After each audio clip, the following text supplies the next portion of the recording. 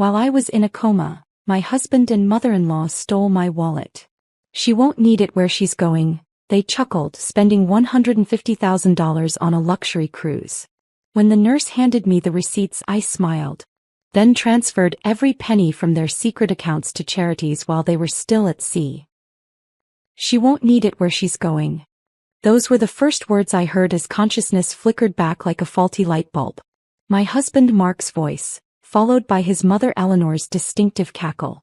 Their conversation faded as darkness swallowed me again. When my eyes finally opened, the hospital room's fluorescent lights stabbed my retinas like needles. My throat felt like sandpaper, my limbs as heavy as concrete. The clock on the wall read 3:17 p.m. But what day? What month? The window showed leaves falling. Wasn't it spring when I last remembered being awake? I tried to speak, producing only a raspy whimper that caught the attention of a nurse checking the monitors beside my bed. Her ID badge read Donna. Her eyes widened as she noticed mine were open. Mrs. Carter? Can you hear me? Her gentle voice betrayed her shock. Don't try to talk. You've been intubated for a while. Blink once for yes. I blinked, tears streaming down my face. You've been in a coma for 3 months, Sarah. This is unexpected. The doctors didn't think. She stopped herself, pressing the call button. Let me get Dr. Patel. 3 months. The realization crashed over me. What happened to me? The last thing I remembered was dinner at home with Mark, his mother visiting from Phoenix. I'd made pasta and then, nothing. Before the doctor arrived, Donna leaned closer, her voice dropping to a whisper. Your husband and mother-in-law weren't expecting you to wake up. They've been telling everyone you wouldn't survive much longer. My heart monitor betrayed my panic with rapid beeping. Donna quickly adjusted something on my fore. Calm down, Mrs. Carter. I shouldn't have said anything yet, but something's not right. I've been your primary nurse for 2 months, and the way they talk when they think you can't hear. She hesitated. We should wait for the doctor. Dr. Patel arrived, astonishment evident on his face as he examined me. Remarkable, he muttered, shining a light in my eyes. Mrs. Carter, you've defied our expectations. Your brain activity has been minimal. We need to run tests, but this is, well, quite extraordinary. After he left to order scans, Donna returned with ice chips for my parched mouth. A sensation gradually returned to my body, so did snippets of memories. Or were they dreams? Mark and Eleanor standing over my bed discussing finances. Their voices had penetrated my unconscious mind during their visits. The accounts are cleared out. She's never going to know. The doctors say her brain activity is almost non-existent. We deserve this cruise after everything. When Donna returned later that evening, I managed to croak out my first words. My husband, stealing? Her face confirmed my fears before she spoke. I've been documenting everything, Mrs. Carter. I've worked this floor for 20 years and I've seen family members do terrible things, but this... She glanced at the door before pulling out her phone. I shouldn't be involved, but something about them made me suspicious from day one. She showed me photos of receipts, bank statements, credit card bills. All collected from the trash can in my room or photographed when left unattended. A $150,000 luxury cruise booking. Designer clothes. A down payment on a vacation property in Florida. All using my accounts, my savings, my inheritance from my parents. They visit twice a week like clockwork. Always when shift changes happen, always when there's minimal staff. They think no one notices. Donna's voice hardened. They told the billing department you'd be dead before the end of the month, so they were tying up loose ends with your finances. The betrayal cut deeper than any physical pain. 15 years of marriage to Mark, all those holiday dinners with Eleanor, the joint accounts we'd established with such trust. Had it all been building to this moment? Had I simply been a means to an end? As my strength gradually returned over the next 48 hours, Donna brought me more evidence. Medical records showed my admission for anaphylactic shock, supposedly from accidentally consuming shellfish, which I was deathly allergic to. But the toxicology report showed concentrations that made no sense for accidental exposure. The levels in your blood work, Donna explained during her night shift when we could talk privately. Dr. Harrison questioned it initially, but your husband insisted you must have eaten something at a restaurant earlier. With no evidence to suggest otherwise. They poisoned me, I whispered, the truth crystallizing with horrible clarity. Mark knows I check every ingredient. I haven't accidentally consumed shellfish since I was 16. My accounting background, 15 years at Carter and Winslow Financial Services before cutting back to part-time after marrying Mark, suddenly became my greatest asset. Numbers never lied. Patterns always revealed the truth. Donna, I need you to do something for me. My voice grew stronger with determination. Don't tell anyone I'm awake. Not yet. But the doctors. Tell them I slipped back under. That it was temporary. Buy me time. My mind was already calculating, planning. They're on their cruise now? Left 3 days ago. 3-week Mediterranean voyage. Donna looked uncertain. You need medical care, rehabilitation. And I'll get it. But if they know I'm awake, they'll empty whatever accounts they haven't already drained and disappear. A cold resolve settled over me.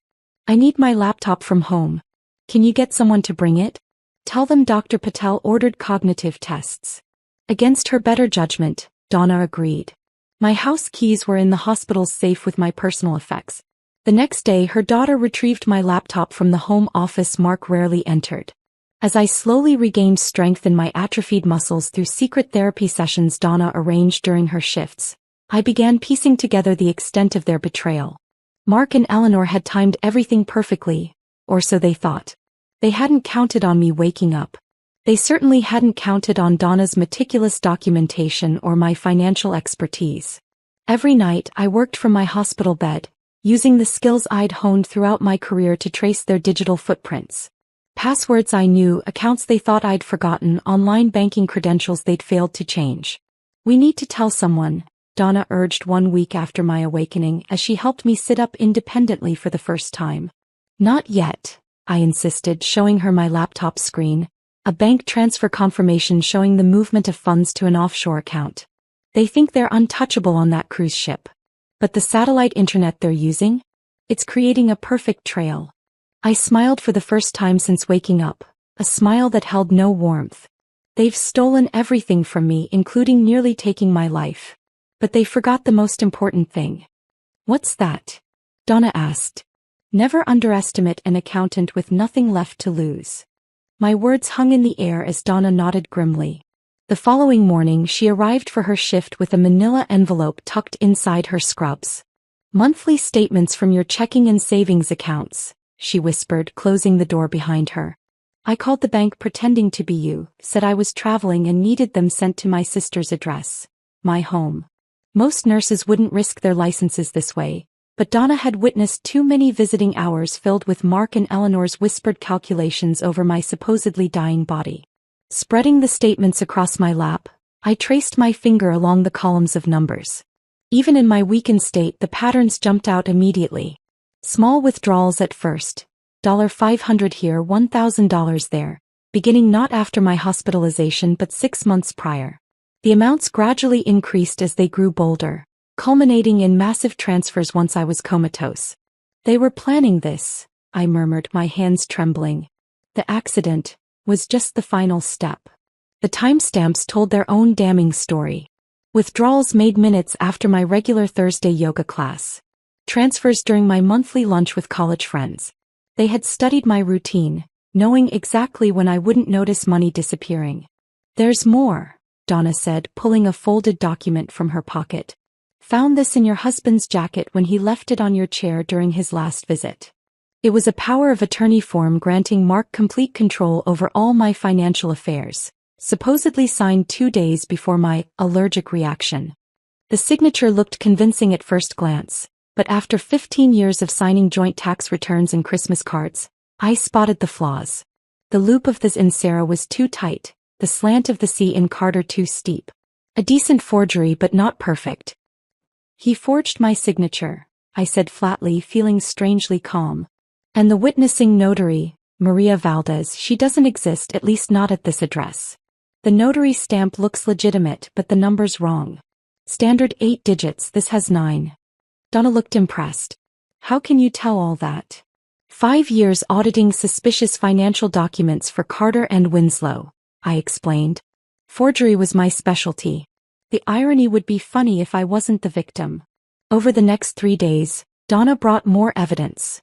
retirement account statements showing dramatic changes to beneficiaries, insurance policy modifications, even property deeds with my forged signature transferring ownership of our vacation cabin to Eleanor.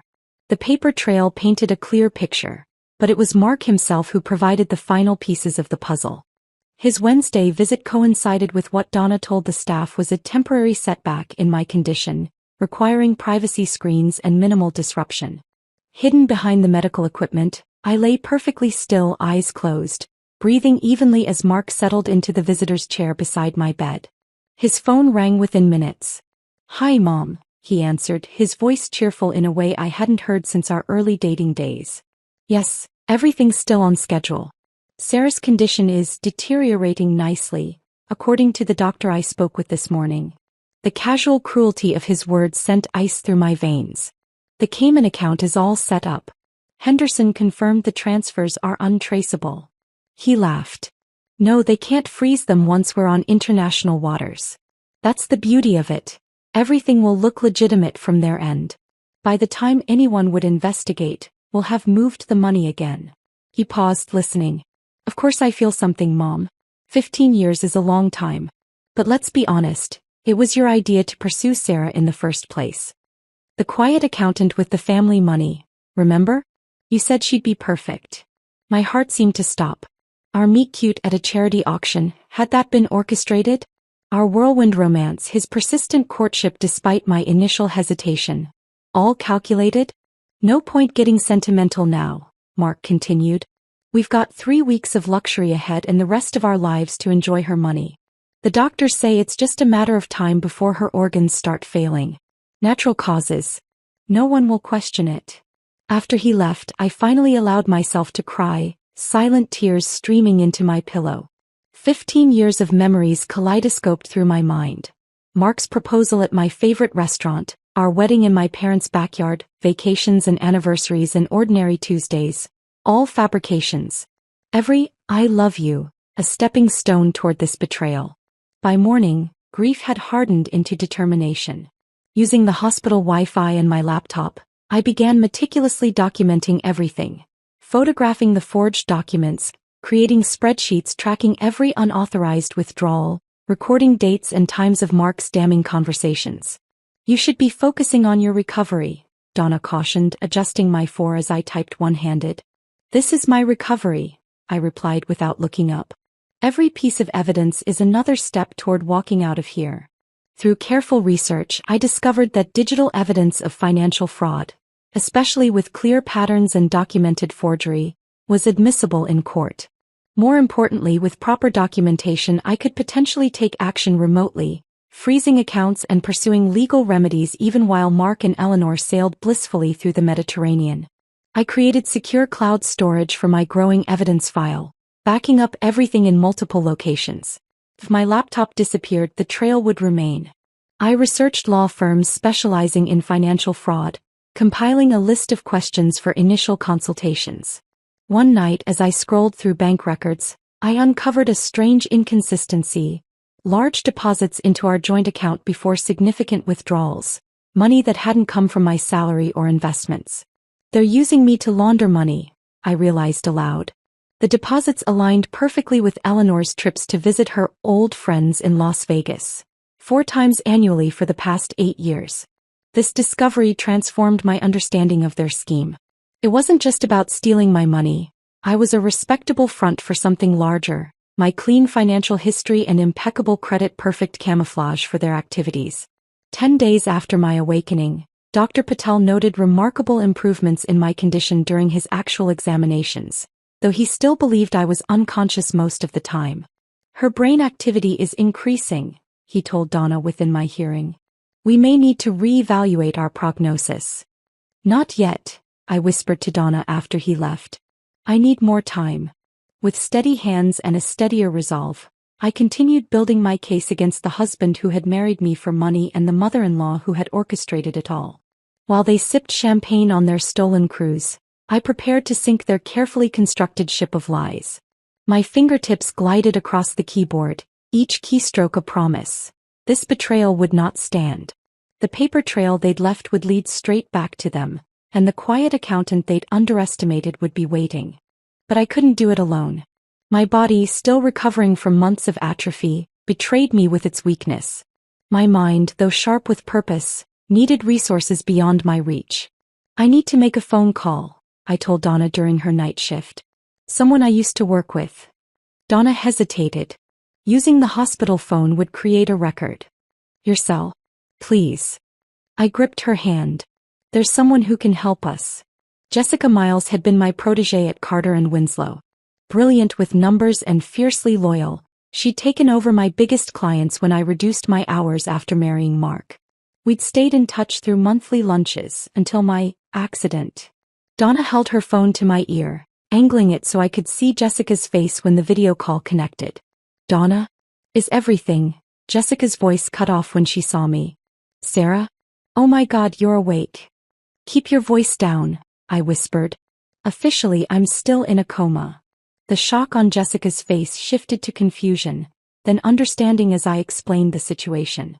By the end, her expression hardened with the same determination I felt. Those monsters, she said. What do you need from me? Access. The audit trail software. Your login still works with the premium version, right? Jessica nodded. You want me to track their financial movements? Not a question, she understood immediately. They think they've covered their tracks, but nobody understands digital fingerprints better than we do. 2 days later, Jessica slipped into my hospital room dressed in scrubs Donna had provided. Under her arm she carried a slim laptop case. I brought equipment that can't be traced back to you, she explained, setting up a powerful laptop with specialized financial forensics software. And I've got better news. I've made contact with Ray Connors at First Union Bank. My heart leaped. Ray had been one of my clients, the head of fraud investigation at my primary bank. He agreed to help? Once I explained the situation, he was livid. Jessica grinned. He's granted emergency freezes on Mark's access to your joint accounts, but kept them active so they won't notice anything's wrong. Perfect. I struggled to sit up straighter, wincing as my muscles protested. What about physical therapy? I need to get stronger. Already arranged, Donna said from the doorway. My cousin Troy is a PT on the 4th floor. He's coming after hours, starting tonight. That evening began the dual track of my recovery, physical and financial. While Troy guided my weakened body through exercises to rebuild strength, Jessica and I followed the digital breadcrumbs Mark and Eleanor had left behind. Using password recovery methods on accounts Mark thought were secure, we discovered he'd been careless. His email security questions were painfully easy. His first pet's name, his high school mascot, information I knew from 15 years of marriage. Once inside his email, everything unraveled. Look at this. Jessica pointed to an email chain with a travel agency. He booked the cruise 6 months ago but only finalized the payment the day after you were hospitalized. And here, I noted, scrolling through his sent folder. Instructions to transfer funds to an account in Grand Cayman. We found screenshots of offshore account balances, nearly $400,000 total. Most was mine, but some appeared to come from other sources. Could be previous victims, Jessica suggested grimly. You might not be the first. My stomach turned at the thought. How many other women had Mark targeted before me? The cruise ship's satellite internet became our unexpected ally. Each time Mark or Eleanor made a purchase, champagne at the captain's dinner, excursions at port calls, spa treatments, their transactions created digital timestamps and location data. They're in Barcelona today, Jessica noted on day 12 of my awakening. According to the cruise itinerary, they'll be at sea for 3 days after this, heading toward Morocco. That's the window, I decided. They'll have limited connectivity in international waters. By the time they reach the next port, it'll be too late. While they enjoyed their stolen luxury, Troy pushed my rehabilitation with increasing intensity. You're making remarkable progress, he noted as I completed 10 shaky steps across my hospital room. Most patients take months to recover this much strength after prolonged comas. I'm motivated, I replied, my jaw set as I forced my legs to take another step. During Mark's scheduled call to check on my condition, Dr. Patel, now briefed on the situation by Donna, provided the perfect cover. No significant changes, Mr. Carter. These plateau periods are common with comatose patients. Enjoy the remainder of your vacation, We'll contact you immediately if anything changes. My team grew carefully. Ray from the bank provided official documentation of the unauthorized transactions. A nurse in billing quietly gathered records of Mark's conversations with hospital administration about end-of-life finances. Troy documented my physical recovery, creating evidence that contrasted sharply with Mark's directions to prepare for my imminent death. 14 days after waking up, I felt ready. The cruise ship Oracle was scheduled to depart Barcelona that evening, heading into open waters for 3 days before reaching Casablanca.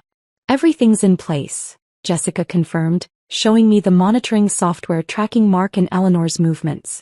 Ray has the emergency protocols ready to implement the moment you give the word. I had regained enough strength to sit properly in a chair, dressed in clothes Donna had brought from home rather than hospital gowns. The woman in the mirror looked thinner, paler, but her eyes burned with purpose. "Are you sure about the timing?" Donna asked as she adjusted my 4-1 last time, for appearances only now as I no longer needed it. "Absolutely," I replied, watching the tracking dot that represented the Oracle moving away from shore. "They need to be far enough from land that they can't easily return. Their arrogance has always been their weakness. They'll check their accounts the moment they receive the notifications, probably right at the ship's bar where everyone can see their reactions." I smiled, feeling a cold satisfaction as I pictured their faces. Mark and Eleanor wanted a memorable cruise. I'm just making sure it's unforgettable. Jessica handed me her laptop. "It's your move, Sarah." With steady hands and a steadier heart, I began executing the counterattack they never saw coming. The quiet accountant they had tried to silence was about to speak volumes. Through the language of numbers they thought they had stolen from me. But first I needed legal protection. Jessica had already made the call. "Melanie Sawyer will be here in an hour," she said, checking her watch. "Best financial fraud attorney in the state. She's canceled her afternoon appointments." "How did you convince her to come so quickly?" I asked. Jessica smiled. "I didn't have to. She handled my sister's divorce 3 years ago when her husband emptied their accounts. When I mentioned attempted murder alongside financial fraud, she was already grabbing her briefcase. Melanie arrived looking exactly like someone who specialized in high-stakes financial cases. Immaculately dressed, carrying a premium leather portfolio, and with eyes that assessed everything in the room before she even spoke. "Mrs. Carter," she said, pulling up a chair beside my bed. "Jessica briefed me, but I need to hear everything from you." For the next 2 hours I walked Melanie through the entire ordeal. The suspicious allergic reaction, the overheard conversations, the unauthorized transfers, the forged documents and the evidence we'd compiled. "This is one of the most comprehensive cases of premeditated financial fraud I've seen," Melanie said, examining our evidence files. "And the timing of your medical emergency alongside these transactions?" She shook her head. "The attempted murder angle won't be hard to establish with the right medical expert." "I don't just want them prosecuted," I said. "I want my money back." "Most fraud victims never recover their funds," Melanie cautioned. "Especially with offshore accounts." "I'm not most victims." I gestured toward Jessica's laptop. "While they're sipping cocktails in the Mediterranean, I've been tracking every account they've opened." Jessica pulled up the audit trail software, showing the network of linked accounts we'd discovered. "We've located approximately $400,000 spread across 6 different banks. 3 in the Cayman Islands, 2 in Switzerland and 1 in Belize." Melanie leaned forward, suddenly very interested. "You found their actual account numbers?" "With access credentials." Mark's password recovery questions were easy to bypass, I explained. "His mother's maiden name, his high school mascot, our anniversary date. Once we had email access, we found everything else." "And you're certain these accounts contain your funds specifically?" I nodded. "My inheritance from my parents was exactly $212,437.68. That exact amount was transferred to the Cayman account 2 days after my hospitalization." Melanie's professional demeanor cracked slightly, revealing a smile. "Then we have options most of my clients don't." Working together, we developed a 2-pronged approach: legal action against Mark and Eleanor and recovery of my stolen funds. Melanie prepared documentation for both civil and criminal complaints, while Jessica and I finalized our plan for the accounts. "The law is clear on this," Melanie assured me. Those are your funds fraudulently transferred. But recovering them through legal channels could take years, especially with international banks. Which is why we're not waiting, I replied. That evening, Dr. Patel officially updated my medical records to show I'd regained consciousness, documenting my actual condition rather than the deterioration Mark had been told to expect. The hospital's legal team, briefed by Melanie, agreed to provide all medical evidence necessary for the criminal investigation. The toxicology reports became our smoking gun. Dr. Harrison, who had initially questioned the levels of allergens in my blood work, provided a detailed statement explaining why the concentration found in my system was inconsistent with accidental exposure. The levels suggest direct ingestion of concentrated shellfish extract, he wrote. Something no one with a known severe allergy would willingly consume. Donna's documentation of Mark and Eleanor's behavior, combined with the hospital billing department's records of their inquiries about end-of-life finances, completed the picture of premeditated harm. By day 16 of my awakening, everything was in place. The Oracle was now in international waters between Spain and Morocco, its satellite internet providing intermittent connectivity that would make any emergency response from Mark and Eleanor nearly impossible. It's time, I told my small team gathered in my hospital room. Let's begin. Jessica initiated the first step, accessing the offshore accounts through the credentials we'd discovered. One by one we transferred funds back to secure accounts Melanie had established in my name, not taking everything but rather specific amounts matching exactly what had been stolen from me. $212,437.68 from the Cayman account, Jessica confirmed. Transferred successfully. $76,000 from the Swiss account, I added, watching the confirmation appear on screen. That matches the liquidated retirement funds. In total, we recovered $358,452.39, nearly everything they had taken from me. The remainder, approximately $42,000, represented money they'd already spent on their cruise and other luxuries. What about the excess? Melanie asked, pointing to funds still remaining in their hidden accounts. That's another $150,000 that doesn't seem to be yours. Probably other victims, I said quietly. Or other illegal activities. We don't touch that, the authorities will handle it. Instead, I had something more fitting in mind. Working with Ray from the bank's fraud department, we identified 5 charities focusing on financial abuse victims and medical research for coma patients. With a few keystrokes, I donated $150,000 from their remaining funds, divided equally among these organizations. Make sure each donation receipt lists Mark and Eleanor Carter as the generous donors, I instructed, complete with their home address and contact information. Melanie filed our legal complaints electronically, setting in motion both civil and criminal proceedings. By morning, Detective James Wilson from the Financial Crimes Unit had opened an official investigation, working with his colleagues in violent crimes to address the attempted murder aspect. We'll have officers waiting when their ship docks back in Miami, he assured me during his hospital interview. The evidence you've provided is extremely compelling, Mrs. Carter. The final touch came from Donna, whose cousin worked for the cruise line's customer service department. We can have something delivered to their cabin, she suggested. A little notification of what awaits them.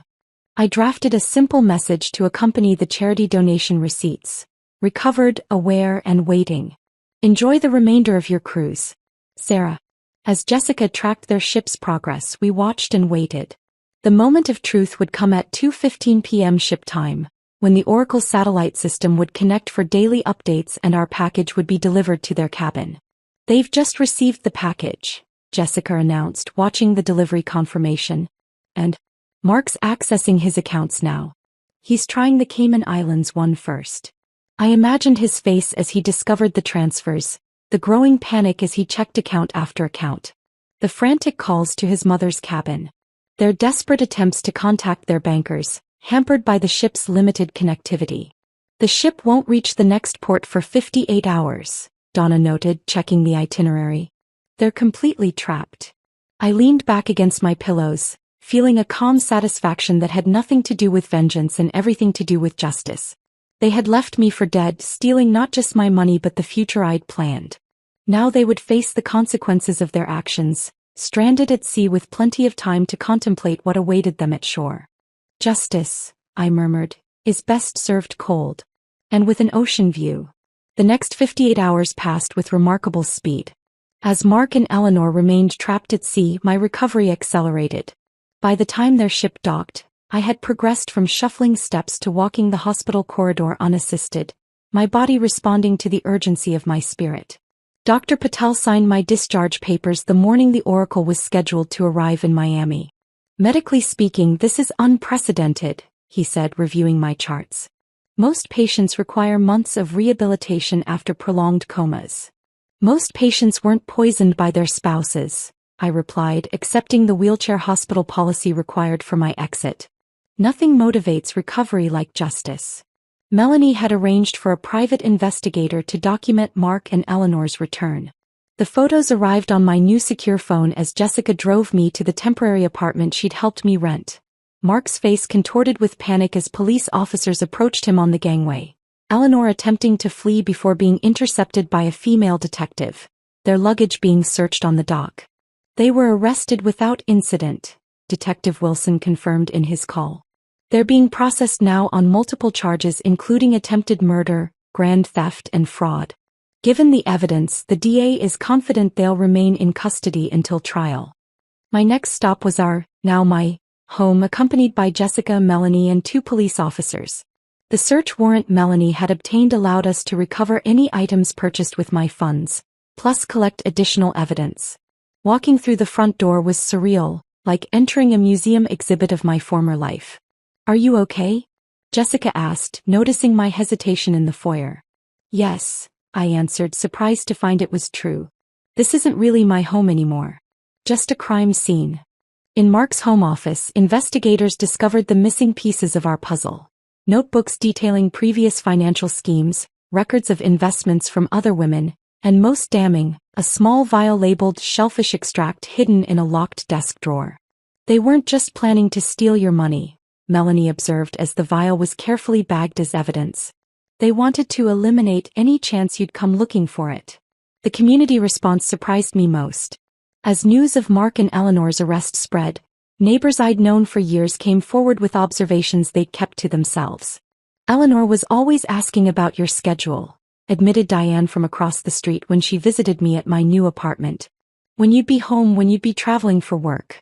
I thought she was just being a concerned mother-in-law. "And Mark," added her husband Tom, "he'd been meeting with that real estate agent back in January, the one who specializes in overseas properties. Said it was for a client, but they were looking at brochures for Costa Rica. Even Mark's co-workers at the investment firm reached out. He'd been acting strange for months, his assistant Maria told me. Making private calls, clearing his browser history. We never suspected anything this terrible." Their support was comforting but also raised uncomfortable questions. How had I missed the warning signs that others had noticed? The accountant who could spot a decimal point error in a 1,000-line spreadsheet had failed to see the deception in her own home. 3 months after my discharge, I channeled this realization into purpose. With Jessica's help, I established a monthly support group for financial fraud survivors. Our first meeting, held in a community center conference room, drew 12 attendees. By the 3rd month, we needed a larger venue. "Many victims never come forward because of shame," I explained to the group. "We blame ourselves for not seeing the signs, for trusting too easily, for being stupid about money. But predators like Mark and Eleanor count on that silence. They thrive on our embarrassment." The preliminary hearing for Mark and Eleanor's case became my next milestone. Still using a cane for support during longer walks, I entered the courtroom determined to face them directly. Mark couldn't meet my eyes, but Eleanor stared with undisguised hatred as I took the witness stand. My testimony lasted 4 hours, my accountant's precision serving me well as I detailed every unauthorized transaction, every forged document, every overheard conversation. The medical experts who followed confirmed what we already knew.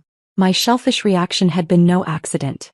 The concentration found in Mrs. Carter's system, Dr. Harrison testified, could only result from deliberate ingestion of processed shellfish extract, something no person with her allergy history would voluntarily consume. Both were denied bail, deemed flight risks given the offshore accounts and evident premeditation. As they were led away in handcuffs, I felt no triumph, only a quiet certainty that they could harm no one else. 6 months after my awakening, I received an unexpected call from Ray Connors at the bank. "We've been following your tastes, Sarah," he said. "The financial security training you've been offering through your support group, we'd like to formalize it. Would you consider developing a program for our customers? Particularly those in vulnerable situations like recent widows, elderly clients." The project gave me fresh purpose. Working from my new home office, I developed educational materials that translated complex financial security concepts into accessible guidance. My first workshop, hosted at the bank's community room, drew 30 attendees, mostly older women managing money alone for the first time. "My husband handled everything," one participant shared. "Now I'm terrified of making mistakes, of trusting the wrong person." "That fear is your protection," I told her. "But it shouldn't be your prison." Mark and Eleanor's trial began 11 months after my awakening. By then I walked without assistance, had moved into a new home in a different neighborhood, and had established a growing reputation as an advocate for financial fraud prevention. The prosecution's case was overwhelming, strengthened by 3 other women who came forward with stories of financial entanglement with Mark. The jury deliberated for just 6 hours before returning guilty verdicts on all counts. Mark received 18 years for attempted murder and financial crimes. Eleanor, as the mastermind, received 22. As the 1-year anniversary of my awakening approached, I faced a decision about my professional future. The workshops had expanded to 3 banks, 2 community colleges, and several retirement communities. Jessica urged me to think bigger. "You could reach more people with your own firm," she suggested over lunch. "Specialized financial consulting focused on protection and education." I opened Sentinel Financial Consulting on the exact 1-year mark of regaining consciousness. The small office suite accommodated myself, Jessica, who joined as a partner, and 2 recent accounting graduates committed to our protective mission. Our client list grew steadily, primarily through word-of-mouth referrals from those who'd attended workshops. At our modest opening reception, Donna arrived with a small gift-wrapped package. Inside was a framed photo of me in my hospital bed, laptop open, determination on my face. "To remind you," she said, "of how far you've come." Later that evening, alone in my new office, I studied the photograph. The woman captured there looked fragile physically but possessed an unmistakable strength in her eyes. They had underestimated that woman, assumed her value lay only in her accounts and assets. They never understood that her true worth lay in her resilience, her precision, her capacity to transform victim into victor. I placed the photograph prominently on my desk, a daily reminder that my second chance wasn't just about survival. It was about ensuring others had the knowledge to protect themselves from predators like Mark and Eleanor. They had tried to silence me permanently, but instead had given inadvertent voice to my true calling. Where they had seen only a quiet accountant, the world would now know an advocate. Where they had planned an ending, I had found a beginning. Where they had sought to steal my life, I had instead reclaimed it, stronger, wiser, and with purpose that no one could ever take away.